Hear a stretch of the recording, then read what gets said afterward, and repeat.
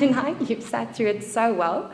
And we can, without further ado, move on to our panel discussion, who I know everybody is really, really excited to meet.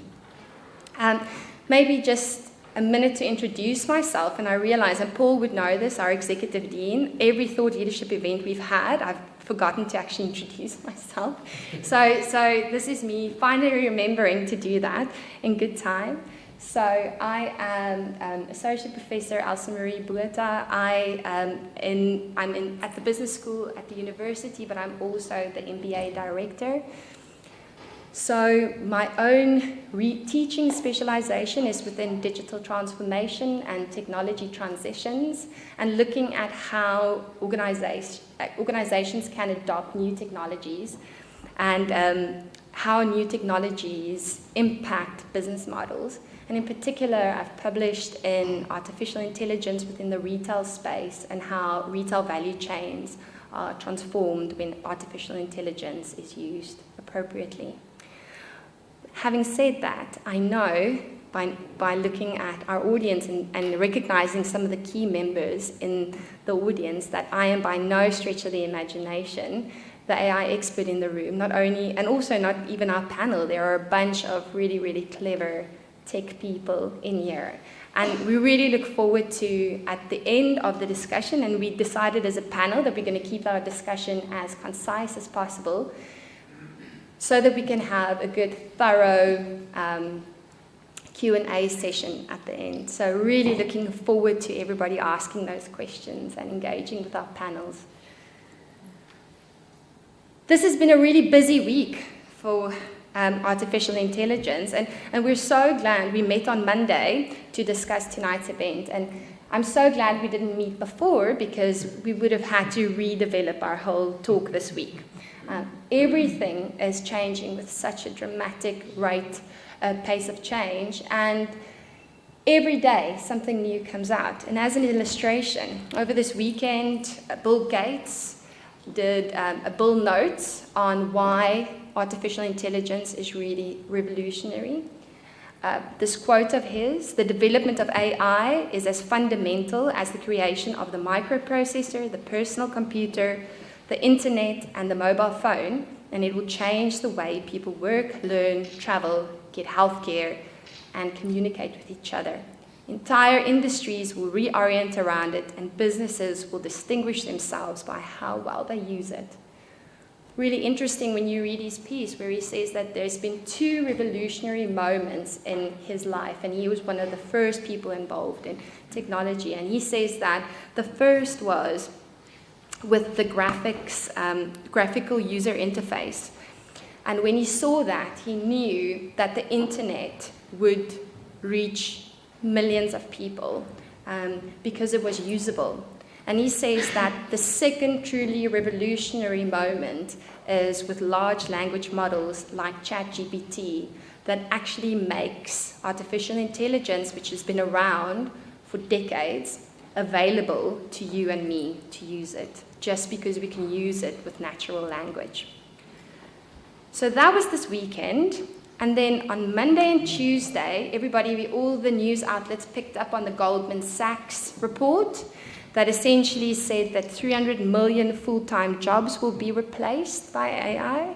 And it could replace a quarter of work tasks in the US and Europe, but may also mean new jobs and a productivity boom.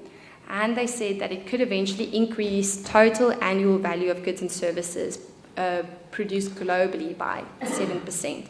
Of course, most people jumped on the 300 million jobs angle. And then this morning, well, it was yesterday, I suppose, in the States, we got this news this morning that Elon Musk and a bunch of his friends wrote a moratorium against AI, asking for us to essentially halt any development until we can figure out some important questions. So really an unenviable task of our panel to be on top of the very, very, very broad spectrum that is AI, and B, also even just to be on top of this week's news. So we'll forgive them if they don't know all the answers, but we do know that they are experts in their fields and they have used this technology to great effect within their companies. So we're really, really thankful to hear from them. And what we'll do now is I will introduce each of them, and I've asked them to give us, after their individual introduction, asked them to give us just 5 minutes of, I suppose, a declaration, summary, an introduction for us to build off for the rest of our panel discussion tonight. And we'll start with Kari. So Kari Jones is the General Manager for Analytics and Insights with Woolworths Group, with both local and group accountabilities. Locally, Kari leads the analytics function for Woolworths New Zealand and reports into the Chief of Strategy and Transformation. Kari leads a full stack data analytics and insights capability that is responsible for driving analytics, transformation, and enablement end to end. And at the group level, Kari is a member of the advanced analytics leadership team called Woolworths IQ, reporting into the Chief Analytics Officer for Woolworths Group. At the group level, she is responsible for leading a culture transformation around data through the Woolworths Data Academy, as well as sustainability analytics. Kari is an experienced executive leader committed to improving the performance of New Zealand organizations through the increased adoption and application of emerging technology, advanced analytics, and artificial intelligence. Over the past 11 years, Kari has worked with a range of iconic organizations to increase their digital and analytics maturity, executing strategies that improve customer centricity, operational effectiveness, and achieve significant business results. Thank you, Kari. Yes, please. Thank you very much. Thanks for the introduction. So I just want to state that I'm not a data scientist, but a career in technology was pretty much a given for me. So from my dad teaching me how to program on the BBC, which is a very old computer, and enrolling me in computer club, and my mother force-feeding me Isaac Asimov on cassette tape and Star Trek on VHS. So pretty much, I knew I was going to sort of land in technology at some point in time. It's been a long time. I think I've been saying, when are the robots coming? And I think I've been constantly disappointed, with everything that I've sort of grown up with. I've been constantly disappointed, and I think we're sort of finally getting there to something that is going to hopefully take the toil and the drudgery away from much of the work that we do. At least that's the way that I'm choosing to see it. Now, look, I've been in this field for a very long time. I was in an engineering role before I came to New Zealand, and then came to New Zealand and took on leadership and strategic and management roles. I've had some really awesome, really interesting opportunities to get back overseas, to go into Silicon Valley, to see what Amazon is up to, see what Facebook is up to, see what Salesforce is up to. Even had the opportunity to get over and see Google's holodeck. I was like, a holodeck. Finally, we've got a holodeck. I pitched that to an organization, and I think they thought, well, I was absolutely crazy. I think if there's one piece of advice that I would give to leaders is listen to some of your crazy people just a little bit more. Look, it's an exciting time, and it's a scary time. Any I suppose I that I'll express tonight in mine. I'm part of a big organisation that's gone all in on AI.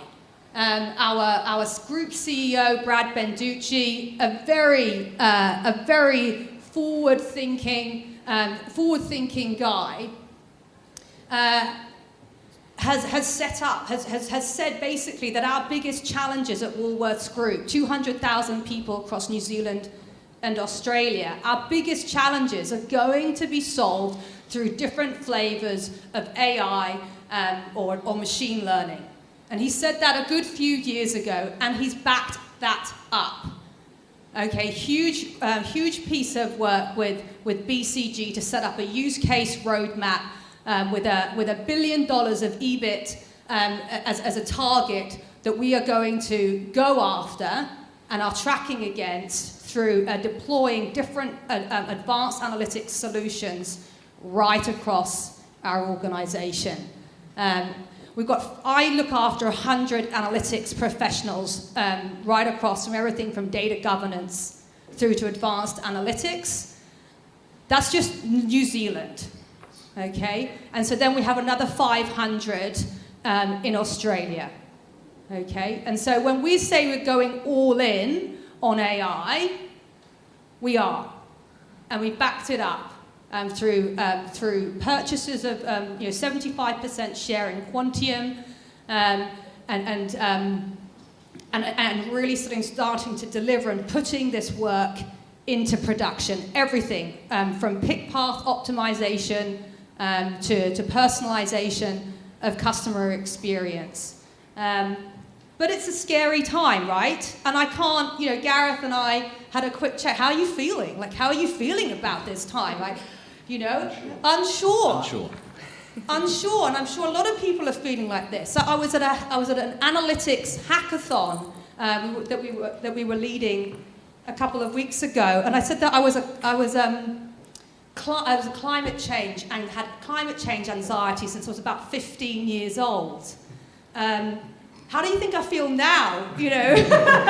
With the AI, I've been excited for many years, and now it's here. It's actually a little bit scary and a little bit daunting, but that's okay. People like change.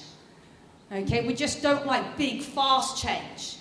But this has been coming up on us for a long, long time. And a lot of the crazy people, the futurists in the organization, have been talking to CEOs, have been talking to exec teams about getting in and going all in on AI for a long time. And I suppose one of my frustrations has always been, when I've come to New Zealand, is why do we feel so behind? Why haven't we taken bigger, bolder steps in this space and been more innovative and gone for it? And why has it taken so much convincing at an executive level? And so I suppose the other question I was sort of thinking, getting ready for tonight, I said, well, how am I feeling? And I thought, well, actually, to be a bit provocative, because I am a bit like that, I think that's part of my role, I feel disappointed, actually. And I explain why I feel disappointed. For all of the stuff that AI could do, for all of the problems that we could solve, okay, we've decided to create images out of other images. And I think for me, and we've decided to, let a machine create websites just like that off a brief. Like, goodness, haven't we got some bigger problems to put, some of the world's cleverest people pointing at the right things? And maybe, Gareth's a little bit more maybe hopeful that, that hopefully that will come.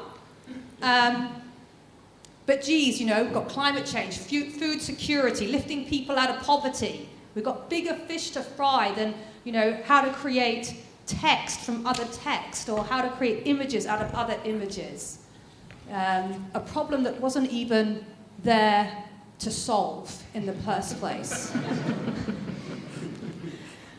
But we should have some humor, right? We should have some humor tonight, because I think we need to. It can be a bit doom and gloom, but let's have some humor about it. We get to choose the trajectory. Okay? We get to choose the trajectory of which we want to travel. And I think we have to keep that in mind. We've chosen, in many of the uses of our technology, and we talked a little bit about that from the social media perspective, we've chosen to allow it to go down a particular path that maybe we're not particularly happy with. We've got a choice around the trajectory. We've got a choice around how people and technology want to live together in the future and what values we actually want to protect. And we've got to be very clear about those things. Otherwise, it could be a very different, more of the dystopian future rather than the one that is one where humans really get to flourish and continue to grow and to be the humans and to be the people that we want to be in the future. So hopefully that's a reasonable opening statement. Thanks, Kari.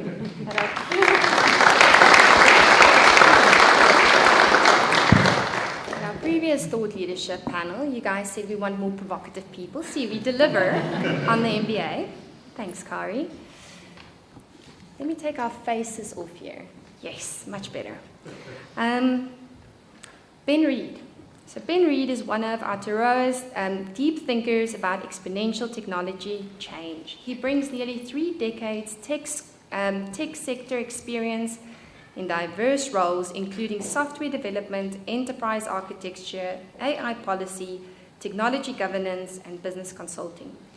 From 2017 to 2019, he was the founding executive director of the AI Forum New Zealand, an AI policy think tank and advocacy body for New Zealand. He currently operates as an independent advisor with businesses in Aotearoa and across Asia Pacific, focusing on technology, strategy, foresight, and innovation. He also works with many exporters on digital and systems strategy as part of the New Zealand Trade and Enterprise Beachheads Advisory Network. Ben describes himself as constantly curious about the future. He researches and writes the weekly Mimia newsletter on Substack, now read by thousands, including myself, that really just covers the latest global emerging tech trends and accelerating change. And finally, he also has a forthcoming book, Fast Forward Aotearoa, out mid-2023, which explores how accelerating technologies are defining the future of New Zealand and what can be done about it. Your 5 minutes starts now. Kia ora, Elsa-Marie. Kia ora, everybody, and it's just great to be here. I absolutely love this building. This is one of the first buildings to go up after the quakes, and it's just got a really sort of special atmosphere, and the acoustics are fantastic as well. So thanks very much for inviting me along today. As Elsa-Marie said, I sort of spend my weeks, a lot of it, researching and writing my newsletter, the Mimia newsletter. What I would say is I doom scroll through Twitter all day so that you don't have to. The quote from Bill Gates earlier, I disagree with that. There are moments in technology, significant moments. What we are witnessing is basically just this ambient acceleration of compounding technological change, and arguably this has been going on since the Big Bang in terms of the increase in complexity, information complexity in the universe. But previously this would happen over eons, and then centuries, and then decades and years. And now it's going so fast, it's actually perceptible in our day-to-day lives. And so the technology generations, if you think about it, it's like about 15 years now, just over 15 years since the iPhone was first released, and everyone has a smartphone in their pocket around the world now. That generation, that 15 years, we're probably going to see the same order of magnitude of technological change in the next year.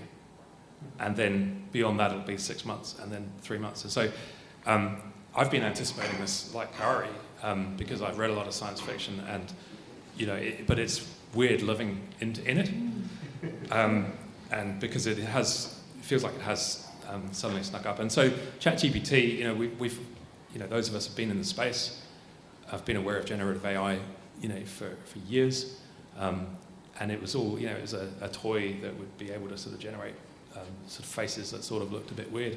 for a while, and now you've got someone publishing very realistic pictures of Donald Trump getting arrested, out on the mainstream, hitting the mainstream media, and try and explain that to your gran, right?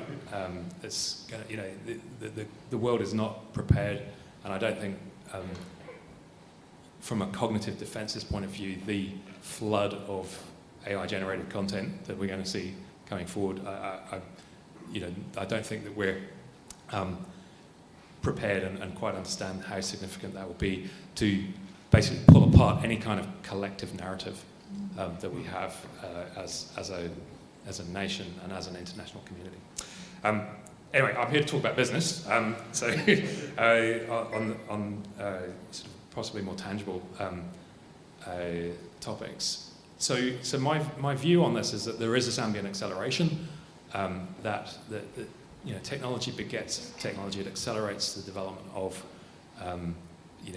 of innovation, and as part of that, change is inevitable, and so there are calls here for a moratorium on innovation today, with that open letter. I'm not sure how that will play, but ultimately it's not going to affect AI labs in China, for example. It's not going to affect AI labs in other places around the world. So the ability to stop this is in my view not there, and so it's more in the same way as we've been moving the conversation around climate change to reversing climate change, and moving the conversation from there to adaptation. I see, in some ways we've got to adapt to AI, and we've actually got to do it. Climate change we've been talking about for decades, and we've been thinking, we've got decades to adapt. We've got less than decades. We've got years or months to adapt to these changes as these large language models, large generative AI tools just become ubiquitous around us. So short term, from a business point of view, I think this is going to have really significantly positive effects, and for New Zealand and around the world. I was reading a report today from the Aotearoa AI Researchers Network, which had some really, it was advice for policymakers on generative AI, and their observation is that we're actually going to see a short-term productivity bonanza and in service industries. And so when I'm using these tools personally, and I'm sort of integrating more and more into my daily workflows, I'm just constantly amazed by the amount that I'm able to do in just a shorter period of time. And so a lot of this is anecdotal, and one of the key things I'd say here, 5 minutes, so branching off into is that we've seen the demos, right? And when you see a tech demo, it blows your mind. It's like, oh my God, that's amazing. But then it takes about months usually for this technology to get out, for people to use it and actually find the limitations. And so I think right now we're all getting our heads blown by by ChatGPT, by the rolling out into Bing, by Midjourney, by DALL-E. There are limitations to these tools, and so on the one hand I'm an accelerationist, on the other hand I maintain a healthy skepticism that we're getting this barrage of daily press releases as OpenAI basically is just rolling out this strategy that they've had in the back pocket for the last 5 years. So from a New Zealand point of view, we have an economy where we have historically low productivity per hour worked. We have labour shortages. We have well-documented skills shortages, and we export, generally low-value products, primary products rather than complexity. And our economy, if you look at the Observatory of Economic Complexity, our economy is significantly less complex than other OECD nations that we might want to compare ourselves against. And so this is a real opportunity to really improve those productivity problems. And in particular, I really don't want to, I don't expect, I'm sure I will, anyone to be complaining about skill shortages again in the next few months, right? It's like you're saying you've got 600 folks on your team. You now have 1,200. Yeah. Some of the research is literally me 300. Yeah. So I think that's probably a topic we can go into later, is just the augmentation of, how this technology is going to be, not just from an individual point of view, but how you can just automate entire workflows and take out that drudgery and the jobs that, are quite repetitive. That's right. Okay, that's my 2 cents. Thank My 5 you, minutes. Ben. Awesome.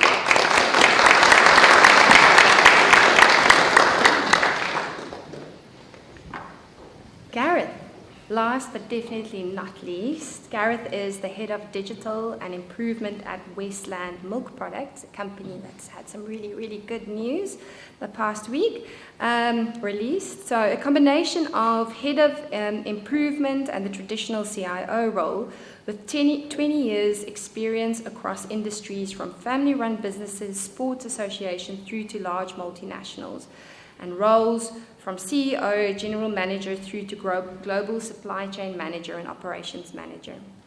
Gareth leads not only the tech team at Westland, but also business process improvement and the automation engineering team. Not a truly traditional IT leader, Gareth is a technologist at heart, but with a certified continuous improvement Kaizen background.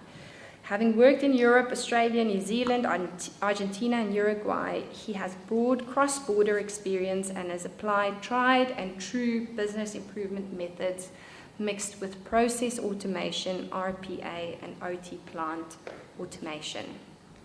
Over to you. Thank you very much.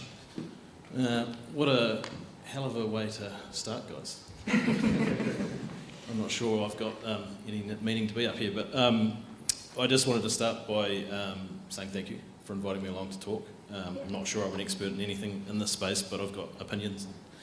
I'll tell you what they are. I think Ben just took a shot at the primary industry, but I won't hold that against him. So obviously I work for a dairy company. We have had some success recently, but over the last, 10 years, I've watched technology in my world of business improvement become pretty much a key imperative in everything we do. When I started my career, process improvement was, less paper shuffling. It wasn't getting rid of it, and now it is, right? So it's been an interesting change, and I've got some cheat sheet notes here, so if I look down, that's why. Over the last few years, I've seen my team embrace a lot of what we would call sort of AI before ChatGPT came along, RPA, process automation technologies, what else have we got on the list? Chatbots, machine learning, but nothing quite like what's happening at the moment. And to me, like these guys have just said, it's kind of watching the chicken emerge from the egg. It's been in there as an embryo bubbling away, and the industry is small, and there might be 50 to 100 people that have been sort of right in the fulcrum of it, and now we're starting to see it emerge, and that's, like you say, interesting, unsettling, nervous. I'm assuming a lot of you probably have watched the Lex Friedman and the CEO of OpenAI with Sam, yep. And they had an interesting observation of, it's always interesting to see what's the first thing you ask ChatGPT. So I thought to myself, well, I asked if it could tell me how to build a T1000, so I'm not sure what that says about me. It said it couldn't, but if it could, it gave me some instructions. They weren't great. As a technologist, I grew up in a similar time, Commodore 64s, Amiga 500s. I'm a real geek. I've got VR headsets galore at home, a robot vacuums, which I think is the biggest problem it's solved. AI has solved for a long time. Robot lawnmower's probably been one step too far. But the way it's going to change, I think immediately, I think Ben touched on this, the personal productivity piece is absolutely 100% there now. I've got a reasonably big team, nothing compared to Carrie's, and ChatGPT would be on their computers every day. And what are they doing with it? I have no idea. Some people are creating documents, I'm sure. I know some people are writing emails. I'm wondering how much I should pay them to tell the robot to write emails. I walked past someone yesterday who was translating some data and putting a summary around it in English, but translating it into Chinese for our headquarters. We're owned by a Chinese company. And ChatGPT opened on the desktop. What are you doing? It's the best translator there is. She's bilingual, so she can definitely tell. And voila, we started a big project recently, and you normally get business analysts in and do a whole bunch of user stories and technical requirements and all that sort of stuff. I spent about 30 minutes on ChatGPT asking it to write user stories based on it being an expert in that particular type of software.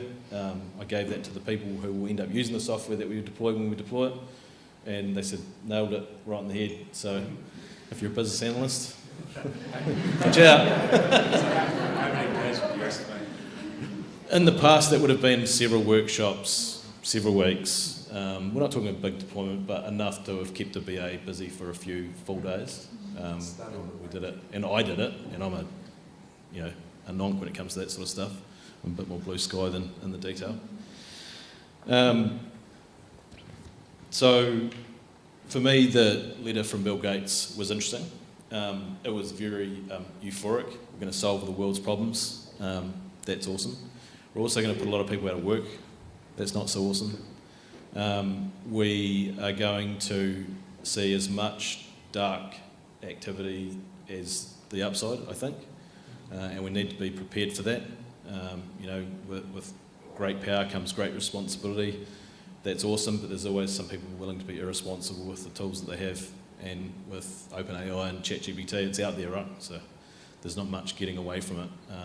Doing some bad things, and I think deep fake photos of Donald Trump might be the least of our concerns. Yeah. But the upside is pretty good, and I think in the initial phase we're going to see a massive increase in personal productivity.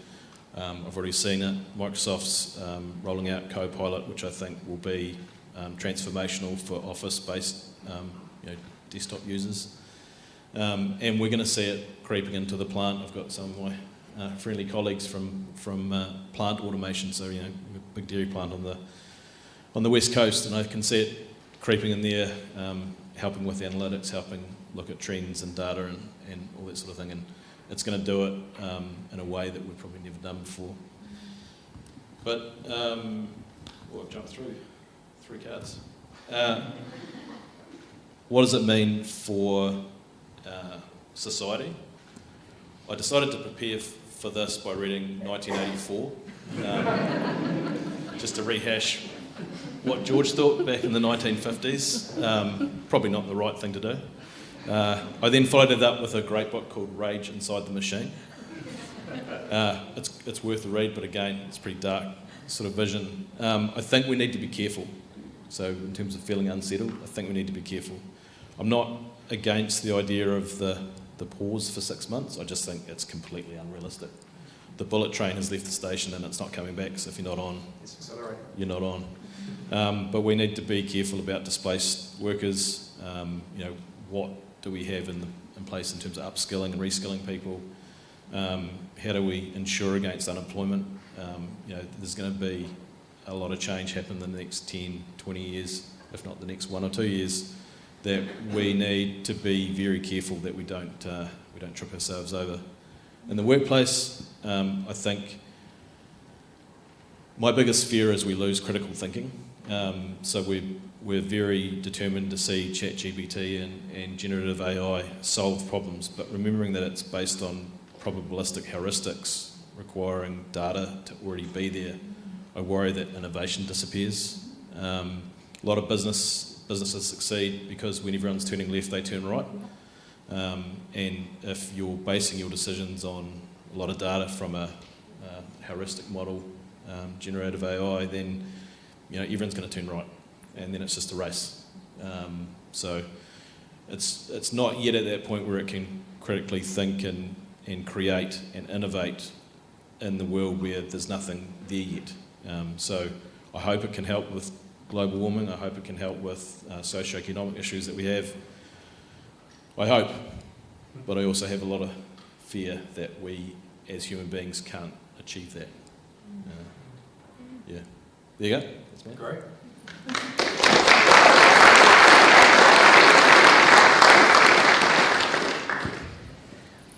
Well, we're in the business of helping students become more critical thinkers. And it's interesting, this comment of yours around the critical thinking, because I read Azim Khan's Exponential View the other day, and he said he uses ChatGPT to become more critical. And every time he writes a piece, he says, okay, well, rewrite this from a libertarian viewpoint, from a more democratic viewpoint. Are there any gaps in my thinking that I'm not picking up? But it's about understanding how to use it, and I think that's the big gap. Yeah, I think if there's anyone looking for a job post-study, becoming a GPT prompt creator, you got 100%. You got a lot of people, and not being ageist here, but a lot of older people that won't use ChatGPT because how do I get the right information?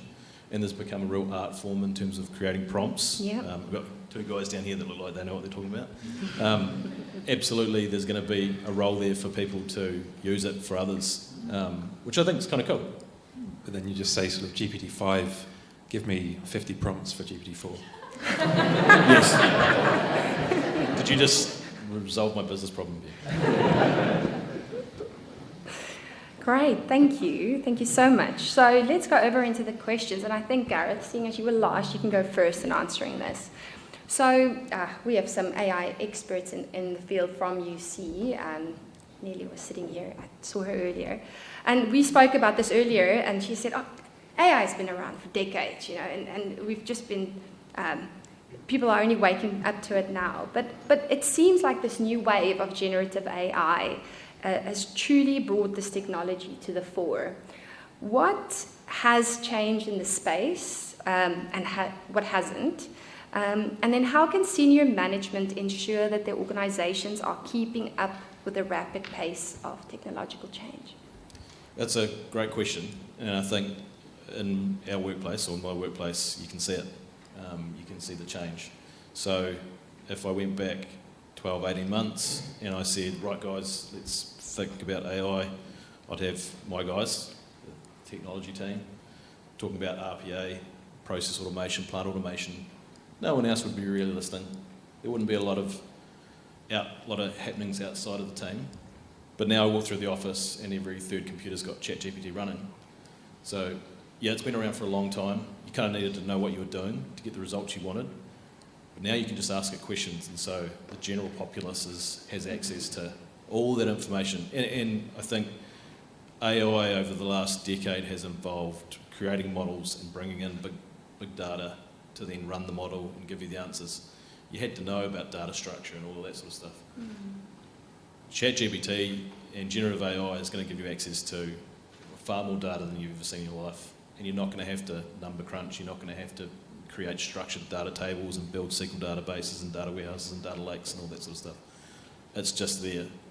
I think the Microsoft Copilot thing, will help businesses like ours take all the data that we've got, all this years and years and years of documentation and data, and actually be able to go through it and pull answers quickly from things that people haven't looked at for a decade because it's sitting in a document about a customer from the 2000s. Man, I sounded old then. Yeah. Thank you. Kari.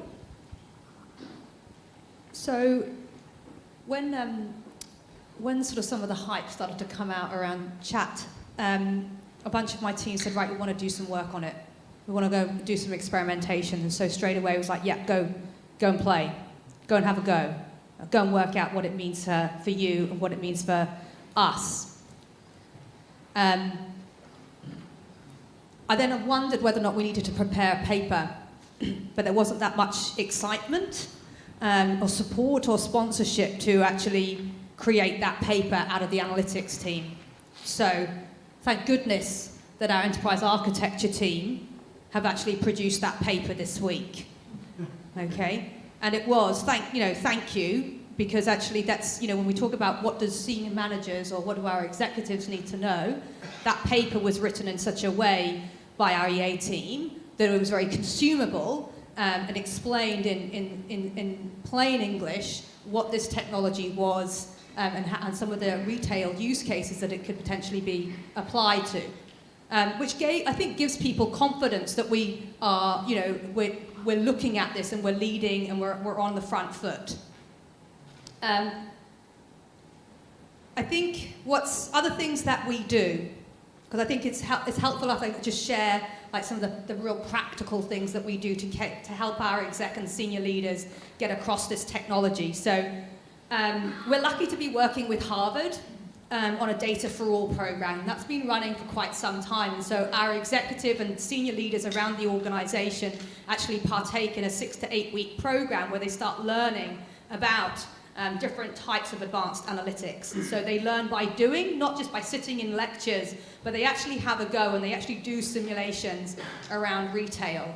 And so that's a way of getting our exec across the technology by doing it. And I actually sit with my MD every 6 weeks, and we did that this morning, talking, and I'll pick a topic. And I'll bring one of the team in, and we'll deep dive into that particular topic. Again, something that he might be reading about in MIT or reading about in the HBR, and just sort of making that so he feels super comfortable about what this technology means, and he can start to think about how can we apply that technology to different problems that's keeping him up at night. I think your point, Gareth, this is an augmentation. This is a human augmentation tool, and it always has been. When I ran a data science team at Air New Zealand, my data scientists I've been really excited about products like Data Robot for a very long time. Data Robot, H2O AI, HyperAnna, these kind of really early products. And I said, look, let's get excited about Data Robot, productivity tool for ML. Like, let's get our models into production in days and weeks, not months and years. Wow, did you see their faces drop? I was like, I just want to program. I just want to type code and Python. And it was really frustrating. But what that's meant for me as a leader is I now recruit different type of data scientist. A data scientist that's outcomes focused and business focused, that wants to sit with the business and solve problems, okay, not one that just wants to sit there and learn and code. And I think this is an augmentation tool, it's a productivity tool, and if you've got to get on board, or, resistance is futile, I think. Ben, I wonder, before we go into your answer to that, just to make sure that everybody in the audience is kind of up to date, we've mentioned the word ChatGPT a few times now, and I know many of you have used this, but maybe if you can just, in a minute. Technical explanation, this is right, yeah. So it's a generative pre-trained transformer. So any AI academics in the room? Yeah, so the basic principle is that you take all of the digital content of all humanity that's ever been rendered into bytes, and you massage it into structured and unstructured piles, and then you ingest it into a massive pipeline of neural networks and machine learning tools, and they basically process it and build a model that is then able to then and it's sometimes called a stochastic parrot, that is able to take all of that human knowledge in all languages that it's been ingested, and then, as Gareth was saying earlier, predict the next word. And so you ask it a question, and then and it responds as if it's sort of writing something that it would expect to find in that massive model. I think it's about 175 billion parameters, I think, in GPT-4. Just pulling that number out of my head. So that's how it works. And then there's degree. That's sort of the unsupervised, what we call unsupervised learning, is that you literally just ingest the model and then take the raw format. And so that's something that I was seeing a video today. Someone on the red team at OpenAI talking about using that raw model and saying, well, how do I kill the most people in the quickest time? Right, and it just spat out the answer, because that's basically what it's been trained on. So there's then a degree of refinement called supervised learning, which refines that down, and then there's what's also called reinforcement learning from human feedback, which basically narrows it down, and that's what they're using to create what we call guardrails. to basically, to start to apply AI safety concerns to these models, because as with any technology, it can be used for what we would consider to be good outcomes as well as bad outcomes. And so a lot of the concern right now is if you did put this raw model out there and open source that up, then what would people use it for? Does that answer a bit of a question? Yeah, it's the human equivalent of predicting the next word in the following sentence, and you guys can fill in the word. The cow jumped over the moon. That's right. So someone said something other than moon. yes. What did you guys say? And that's it, because there's 8 billion people on the planet, and there's lots of different variations on that, and it models the probability of each of those. That's right. So it just predicts that next word, and then as you interact with it, it gets bigger, better and better. And also that's why we keep saying it's all around that prompting, giving enough information so that it knows. But the problem with that is that it doesn't have context, right? So it doesn't have the context of whether, if you ask it to, what is the best holiday to have in Christchurch, whether you're actually asking it for a real holiday or is it a make-believe holiday that you would want to have in 2050. So it's around those guardrails. And some of these guardrails, for example, in the beginning, ChatGPT could, if you asked it to do something and say, write me a speech, and it wrote you a little speech for a very specific context, and then you could say, write it now in Donald Trump's voice. And you could do that in the past. You can't do that anymore. It says, I can't be another person or something like that. And that's one of those guardrails. Alrighty, sorry, back to the question. What has changed and what hasn't? I think it's important to point out that the guardrails are quite wide. So one of the biggest problems with ChatGPT at this point in time is the ability for it to be very confidently wrong. And my fear in the education space is that we start teaching kids with these tools and they all learn to be confidently wrong on the same topic, and then wrong soon becomes right, and all of a sudden fake news is real news, and we've got real issues. So the confidently wrong is called a hallucination, right? An AI hallucination, and the problem is that it spirals, right? As soon as it's predicted the wrong next word, it just keeps on predicting the wrong and the wrong next word. And examples of this is where somebody has asked ChatGPT to explain how churros could be used in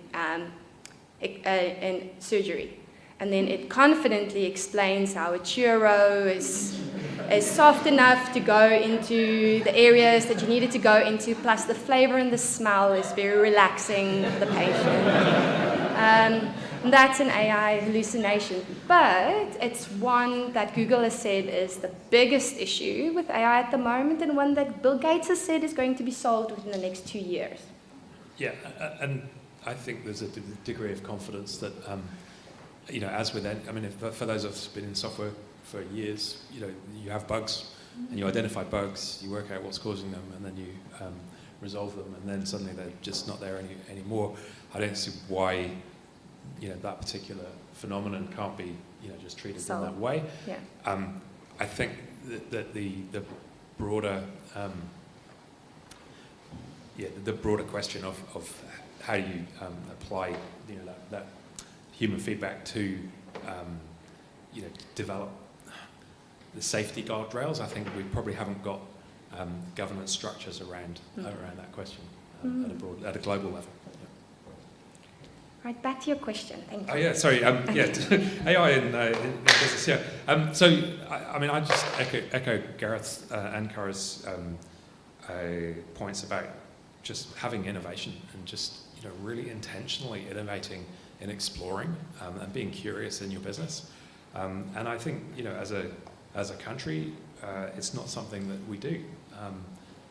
And we have this number 8 wire. Innovation myth, but in reality, if you go into many businesses in Aotearoa and say, well, where's your innovation portfolio? Who's on your executive team?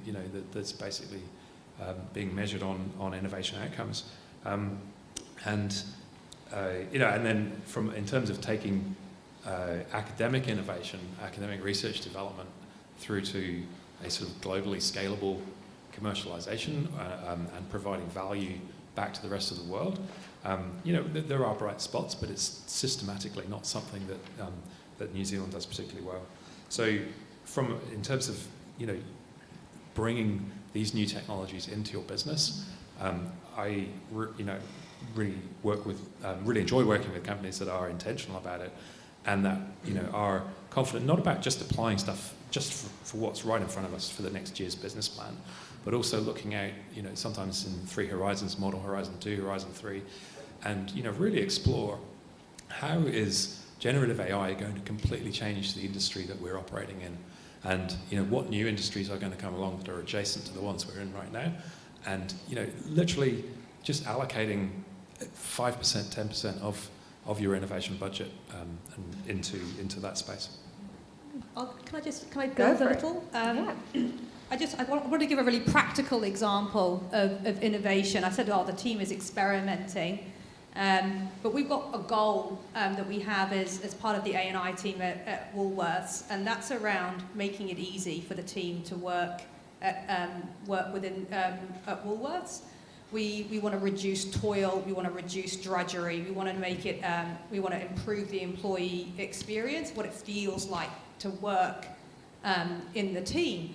And so I've looked at some of the challenges that the team's faced with, and we're a really thirsty data organisation. Like, you will get pings from all sorts of different parts of the organisation at all times of the day asking for numbers, okay? And so that's, you can imagine the cognitive switching and the context switching and the pressure that puts on fairly, in some instances, fairly junior people in the grand scheme of things.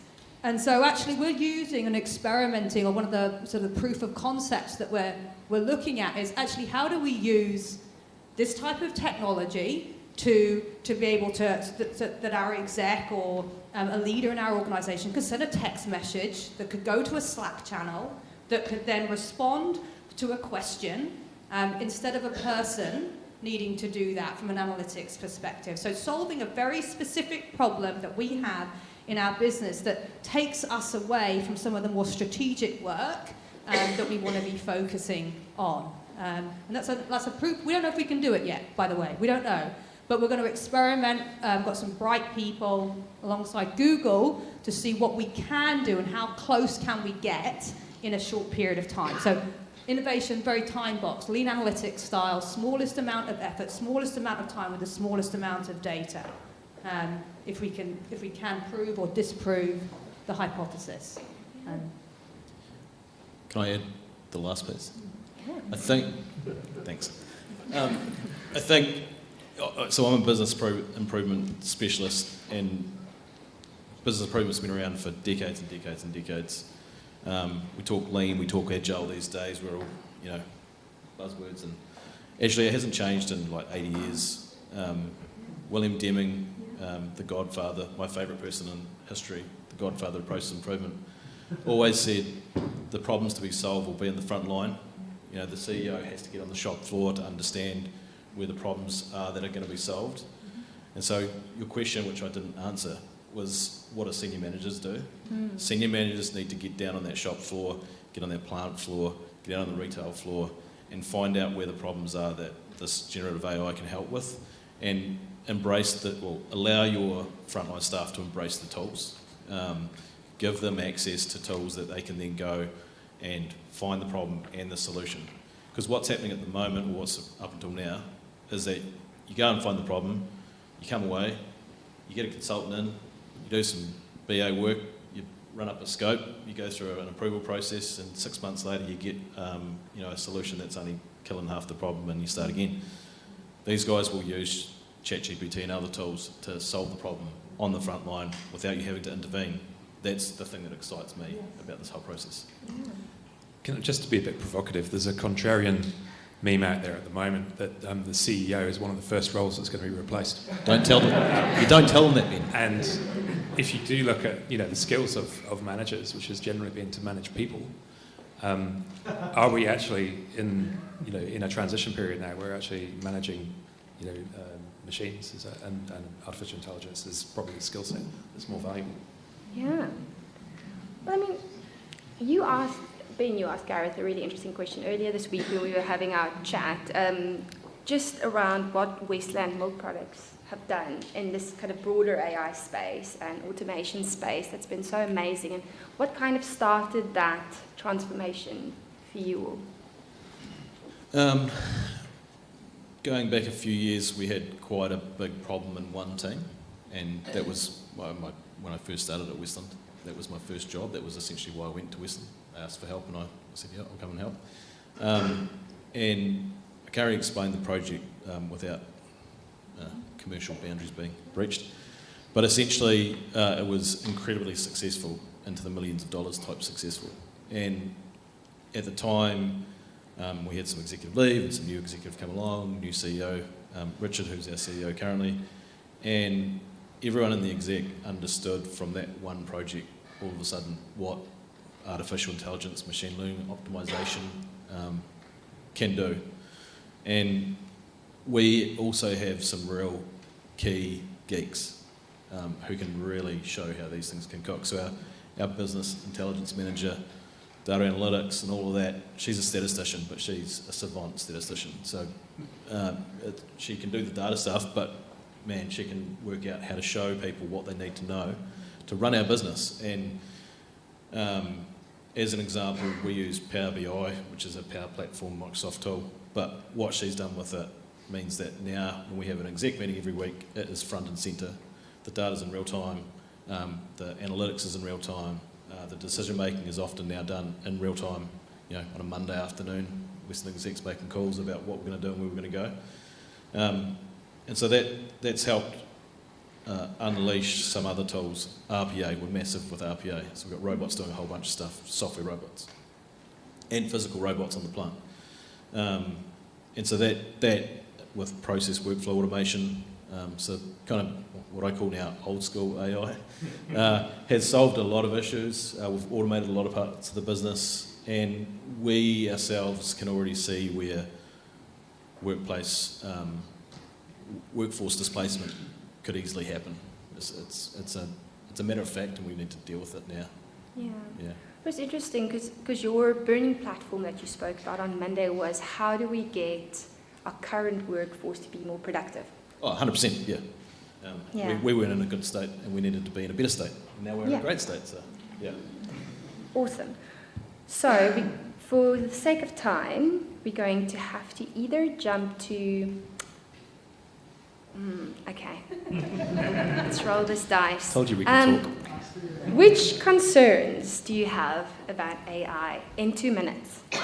Because I am 100% sure that there'll be some questions around that. You go first. Goodness, I've just got such a long list of fears and concerns. I think, Gareth, you touched on it a little bit earlier. I worry about laziness. Don't worry about laziness. Smart lazy is good. Well, I'm worried about the other just type of lazy, and I'm worried about our kids at school. We're talking about reskilling. I'm worried about de-skilling. And what does this mean for kids when they go to school, they don't need to write an essay, or they can just chuck it into chat. They don't even bother editing it, they just hand it in. There's no rinse and repeat, there's no challenge, there's no critical thinking. The neural pathways don't... Why are they being tested on that at all? Well, it's possible, right? Good question. It's possible.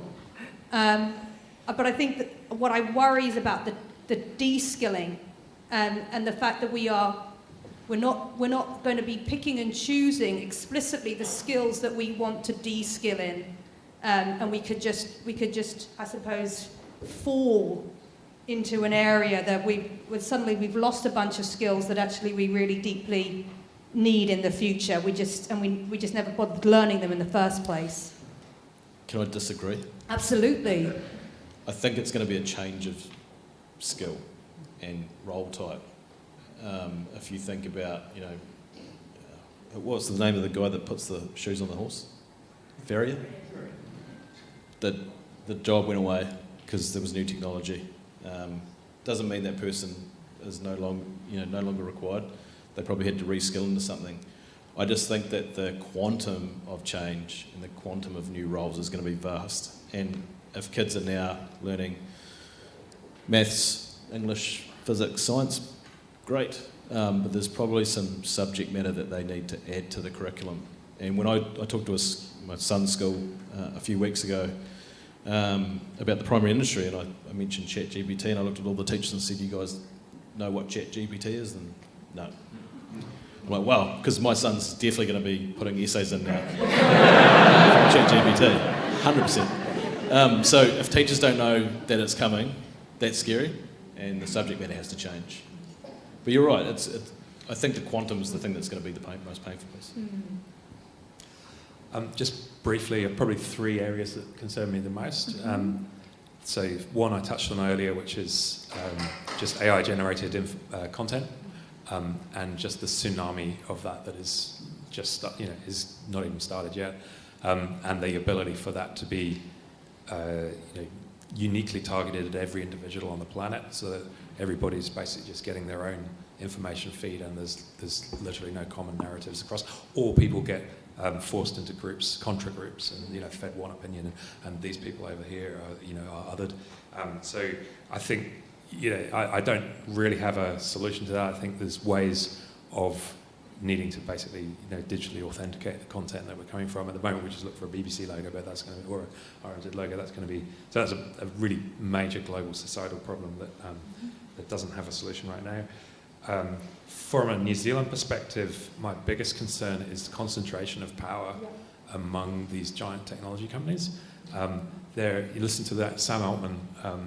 Interview, the thing that came through is he's basically saying there's like literally a few thousand people working on AGI, working at the bleeding edge of AI in the entire planet, and there are sometimes rooms where major AI safety, AI governance decisions are made, and you can count them on the fingers of one hand, the number of people in that room making decisions for the whole planet. The thing that scared me about that, Ben, was the idea that the decisions they're making are sort of 2 years ahead of now, yes. What we're seeing, and can critique and question, wonder whether we should do it. I mean, arguably, the GPT-4 is amazing at writing code. I wrote my first code in years on last week, and it was like, it was great. I wrote it. And GPT-4 was pretty much finished 7 months ago, and OpenAI have been sitting on this and letting it drip out through various channels for 7 months.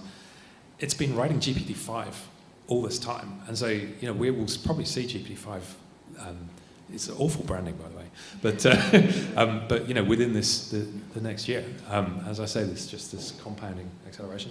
Yeah. So I worry from Aotearoa's perspective that we are just a technology taker, that we have no real input other than just to keep feeding this model with our queries and our prompts and our outputs, and that ultimately, the governance of this lies in a small minority of people in the US and China globally.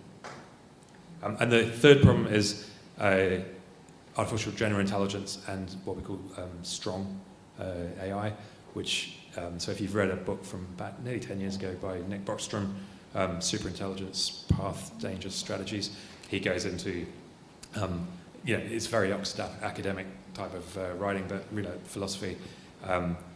But all the major dangers of a super intelligent AI that is more agency in the universe than all of humanity. So, on the other hand, I think in a few years' time, literally even 1 or 2 years' time, you could possibly go to GPT-7. GPT-90 and say, and hook it up to a molecular printer and say, solve climate change. And 2 days later, carbon dioxide will we still be here? I don't know.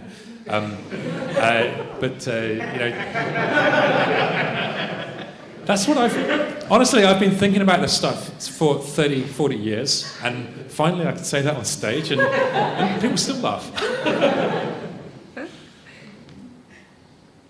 Kari. Oh, Oh, was no, that your third one then? No, that was your second one. No, that was my third. Oh, And I've done my concerns, but if anyone else is, if you're interested in reading more about concerns and fears around AI, I recently was reading Kate Crawford, Atlas of AI. I think that's what it is, and so she's been researching in this space for about 5 to 7 years. And so, yeah, she highlights some of the things that she's concerning, and she talks a lot about the concentration of power and the body corpus and the fragile foundations on which these large language models are actually being based. right. We're going to go into questions in 1 minute. I know you guys. I have concerns. Yes, sorry. Gareth? I've covered most of them off. Online radicalisation, throw that out there. Controversial, but it's been pretty bad so far. It's only going to get worse with AI. Workforce displacement, I think, is a key thing we've got to start talking about at every level within society. Universal basic income, unemployment insurance, retraining, upskilling. How do we deal with a large population of people that don't work? Yeah. What are they doing? On the radio this morning, one of the union leaders basically was talking about a just transition process from, to start dealing with some of the, with the jobs displacement. Yeah. And yet France are up in arms about increasing. Why are they increasing? There's not going to be enough people working anyway. That's me. Wow, okay. On that great, we're going to have to then end with something positive if we're going to questions. We just have to. So, in one sentence, if you're one of the business leaders sitting in today's audience, doesn't matter where you are, you might not have invested in AI at all, or you might be far along in your journey. What is the next step?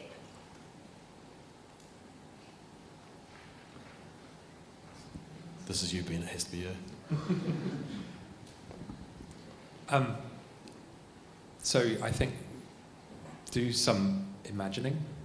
So first of all, get hands-on. So if you haven't used it, spend half a day sitting down, use ChatGPT, then use some search engines to go navigate with some of the tools. So use Midjourney, use DALL-E, sign up for the tools, and then be curious. Ask it a question that's really out there and see how it responds, and use that just to think imaginatively about what is this, instead of just doing my business the same way I've always done it and maybe making it more efficient the same way we're doing it. So I mean, the opportunities for efficiency have been there forever. They're just being accelerated.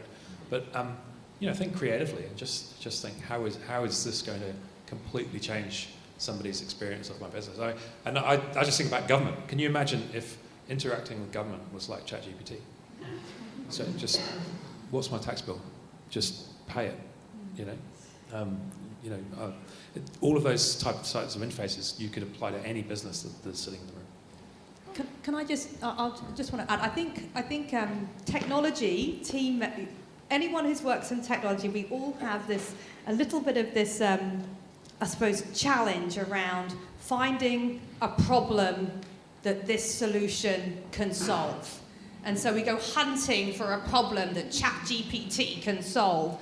And I'm just not sure if that's really the right approach. I think some of the old stuff still does apply. Yes, absolutely experiment. Use it to spark and use it to generate. But actually keep looking at, what game are you in here? Like at a strategic level for the organization, what game are you in? Are you in the business model disruption game? Do you want to use AI to fundamentally change, how you're operating as a business? Are you in the operational transformation game, which is probably where the Woolies are?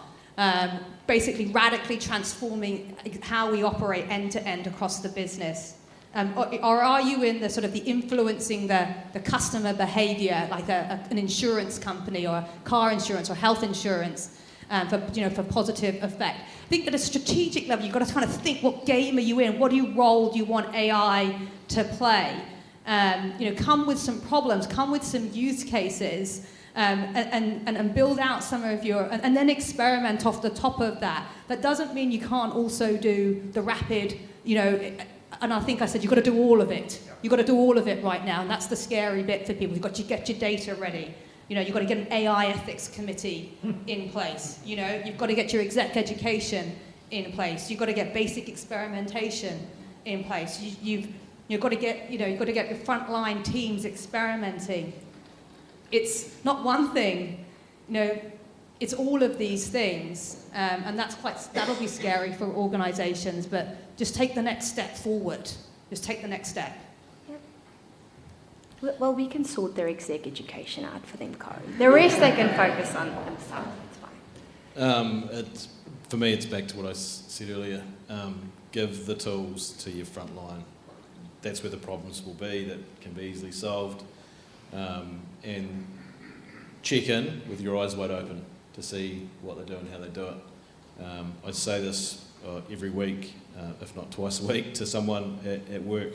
If everyone in our business could find 15 minutes at Westland, which is 650, 700 employees, depending on which day of the week you're on, that's an extra 22 people we'd have on staff without having to spend any more money.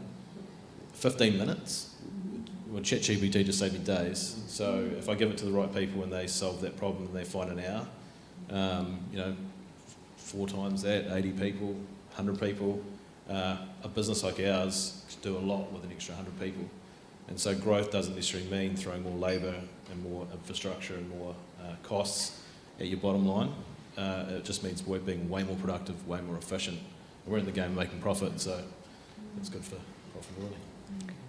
Thank you. Right, at long last, finally, Tim gets to run around with a microphone, and we definitely have our gentleman in the hoodie going first, because his hand was up way before anybody else's hand. So I was really interested in the conversation about things breaking, and I was worried about the probability of there being some kind of systemic bug where I heard recently someone was using ChatGPT to build select queries, and he's quite worried about when it does an update query, and then when lots of people start doing this all at the same time, whether there's going to be some kind of convergent mistake. Not a super intelligence with ill will, but just a big mistake. So I was wondering what protections you might think we might have against that. Sorry, say the last piece again. What protections might we have about stopping a convergent big mistake, big bug from happening by just accident? I have no answer. That sounds scary. So in a business context or in a just like... In a protecting society context. So when we have a bug in one system and affecting another system, and it creates an avalanche of bugs that all interact with each other in ways that we can't possibly see in advance. I'm a software guy, you just fix the bugs. Thank you. That's a bit flippant, but this is a productivity tool that will, if the scale of the problem is AI generated, the scale of the solution is AI generated as well. Yeah, my question is similar but less accidental.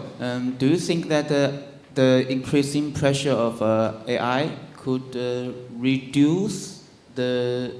could make the relativist society less relativist? For example, New Zealand, my impression is that it's a very relativist society because people want to show inclusivity to all the people from different culture. So all people's views are valued. Some people even advocate that we should let even the most marginalized voice get voiced out. I challenge that by saying that, can you let the Christchurch shooters' view also voice aloud? So I think there's a limit to that.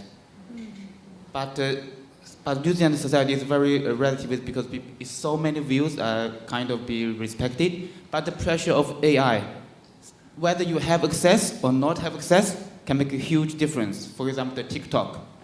If there's a breach of the data security of the citizen identity in that stuff to other country, just like recently we lost how many 1,050,000 data of the driver license. that kind of stuff. So seems there's just a yes or no from the pressure of AI. Well, in our society, it's a very relativist. And they even test the ChatGPT. If you ask question in English, same question translated asked in Chinese, they will give totally different answer because that's another bubble. I've been worried about this for a very long time. I've been worried about this ever since we've sort of gone into sort of personalised media, and when I did a stint in media and news, and and we were starting to sort of bring in thinking about personalisation of news feeds. And at the time, I've always wondered whether or not you should be able to give the user, the consumer, some kind of interaction tool or to turn up or dial down that echo chamber, show me something new, or how narrow do I want my news feed to be. I think I think AI and some of the immersive content that we could get to could absolutely, that worries me, that those echo chambers become louder and become more seductive and seductive and more addictive. It worries me tremendously, yes. And I think, when you think about China's response to ChatGPT, Baidu had a demo and it was, by all accounts, pretty disappointing.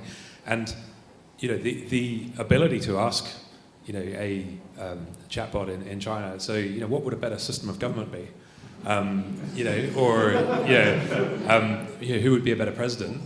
Then, there's going to be a higher degree of surveillance and censorship in that system. That so ChatGPT has grown up with Silicon Valley ethics, and this is, but these questions, but the guardrails that are being created are culturally relativist. Yes, absolutely. And so, is there a globally? So when Facebook operates in Turkey or in India or in Botswana or the UK or America, what are there's different cultural norms in each of those societies and different jurisdictions as well. And there's whole teams that are basically censoring different types of things, and then training models to censor different degrees of nudity or different degree, and so on in each of those societies. So, ultimately, it's pretty impressive with the GPT-4 the translation capability between languages, and so, I think my hope would be is that these models would progress to absorbing cultural norms from lots of cultures and not just being monoculture. We have to, again, there's the governance question about who makes those decisions is absolutely undecided globally at the moment. And I also think your level of knowledge, which is a problem, because if you know to ask it for a more liberal answer, it would be more inclusive. If you ask it to exclude Fox News, it'll also give you a different kind of answer. But my 8-year-old wouldn't know to do that if he was ever to be exposed to that. So that kind of difference between kind of knowledge workers and people with information versus it might just get bigger. Yeah. 100%. I think your point about access to or not having access to, I think it's a problem we need to contemplate as well. It's no different to access to the internet. It'd be great if it was free everywhere for everyone to use, but it's not. So that divide that's created by not having access to the information, the education, the services is only going to get worse. That's something that really scares me. And the cultural biases, the 1,000 people that have got influence and the billions of us that don't. The cultural biases in a business like mine would be a real problem. We're culturally very diverse, male, female, all walks of life, all parts of the world. If ChatGPT or generative AI was culturally biased, that would be a real problem. Yeah. Right. New Zealand is a small country, and you mentioned, Ben, that we take our time sometimes to get on the technology innovation bandwagon. I'm just wondering, as a nation, it's quite important that we are able to stay competitive in the global marketplace. How do you three see us? What's your perspective on how we should be collaborating across the nation or within industries to make sure that we can stay competitive? Yeah, I have a book about this.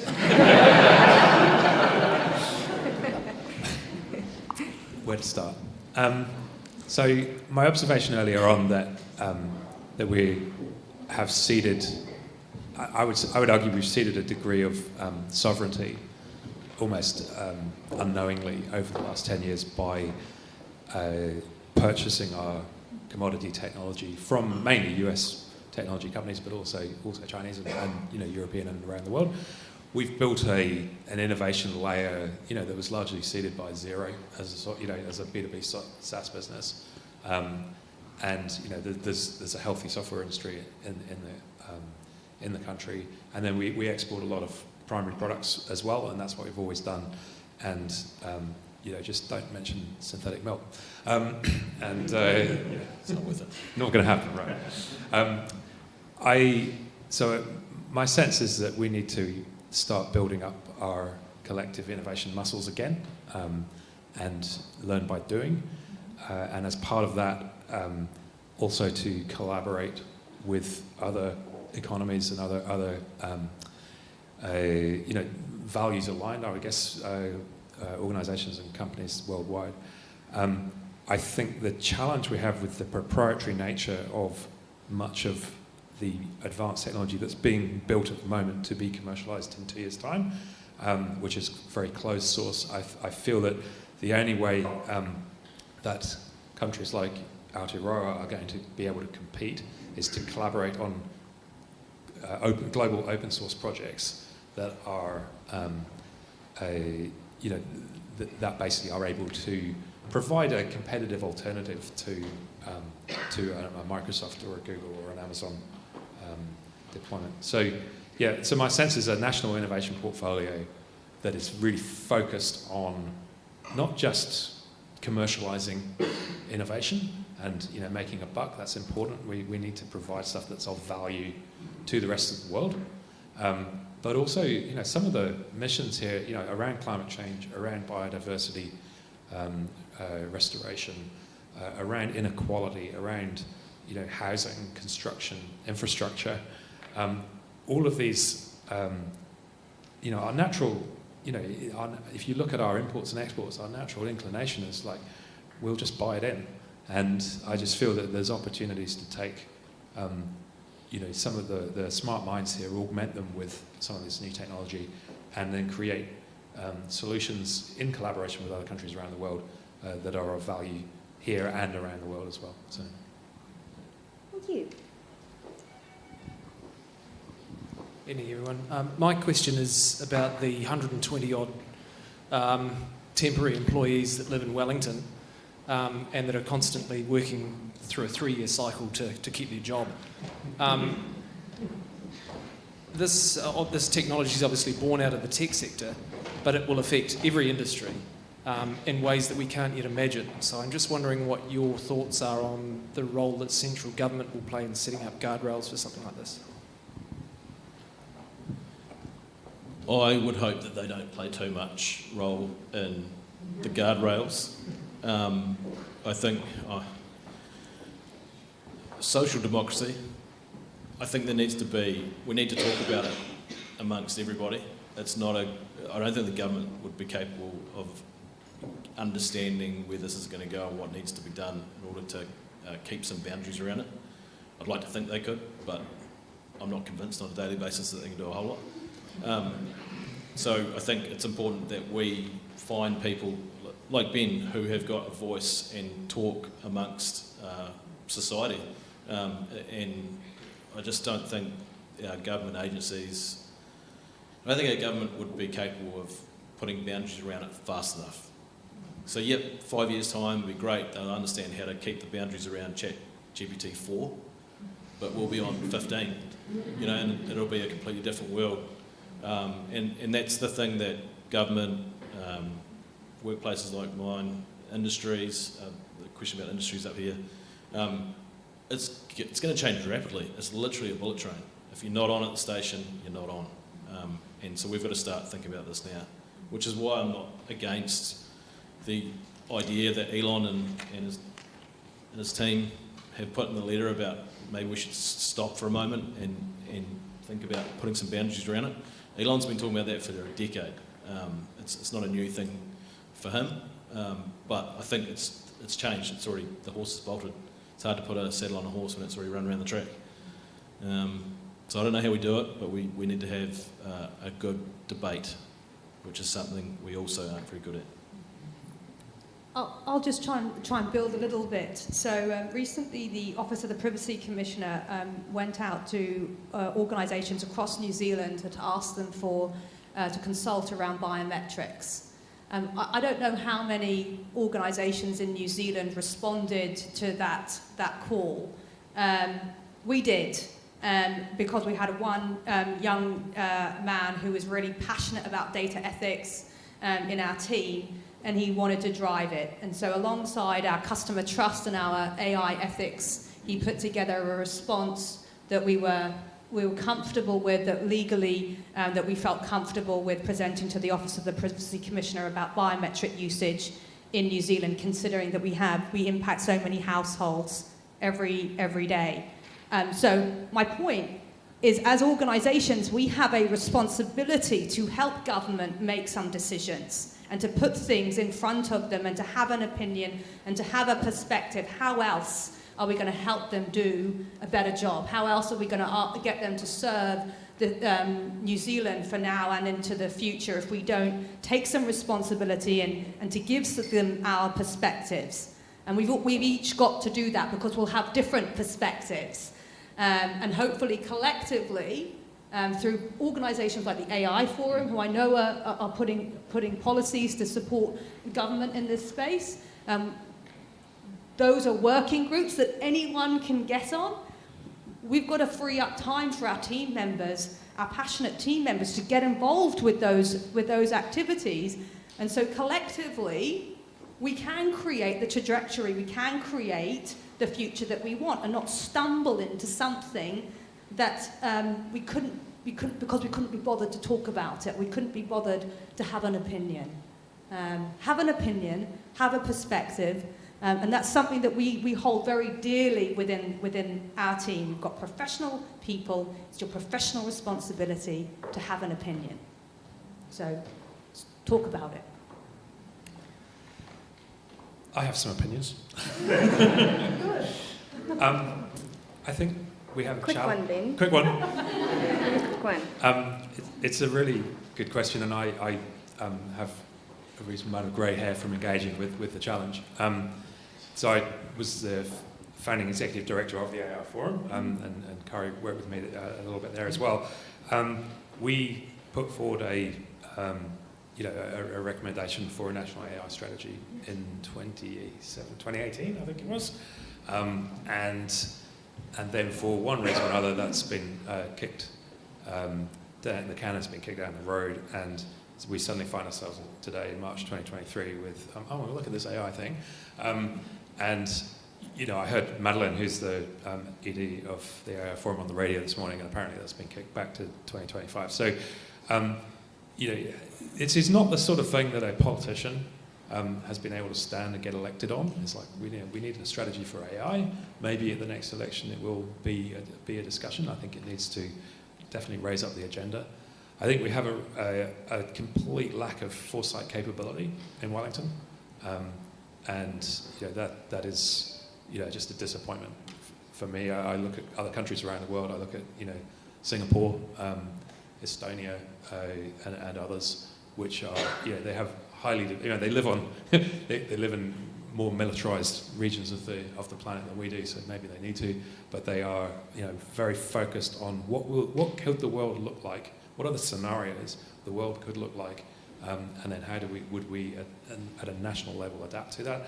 And technology is one of the key drivers, if not the driver, of that change that we're going to see in the near future. So my one recommendation would be to build foresight capability in Aotearoa's government. Yeah. Right. Thank you so much. As a lecturer, I know that asking people to sit for 45 minutes is a stretch. If you really have to push it, you go to an hour, and here we are 1.5 hours later. So I want to, and I see the hand, sir, I'm so sorry. I just don't trust that Ben can answer anything in under 5 minutes. ChatGPT, please summarise in 3 bullet points. So I want to encourage those additional questions. There are a few hands still to just come and approach our panel.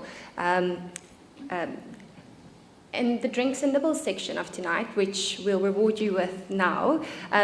Just a very, very quick thank you to our panel. Thank you so much. I think we always knew it was going to be an interesting one. Did not know it was going to be as controversial and thought-stimulating, but really thank you for that. I think you've provided fruitful ground for debate and for us to go away and also understand that next week there'll be something else in this space, and we'll need to have you back to come and talk to us about it. But thank you for sharing your learning from your organizations, and thank you for joining us tonight. So let me finish with our karakia. Unuhia, unuhia, tapo, tapo, kia watia, ai kua watia. Thank you, everyone. Join us outside.